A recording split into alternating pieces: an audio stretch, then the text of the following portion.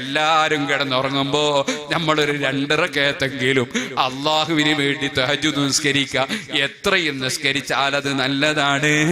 അള്ളാഹുമായി ഏറ്റവും അടുത്ത ഹബീബ് നബി തങ്ങളോടുള്ള കൽപ്പന, ഓ നബിയേ വസബ്ബിഹു ലൈലൻ തവീല, രാത്രിയിൽ നീണ്ട നിസ്കാരം നിസ്കരിച്ചോ നബിയേ. അത് അള്ളാഹുമായുള്ള സംഭാഷണമാണ്. ആ സംഭാഷണമാണ് തഹജ്ജുദ്. അത് പതിവാക്കാൻ നോക്കണം യുവാക്കളെ, മുഅ്മിനീങ്ങളെ.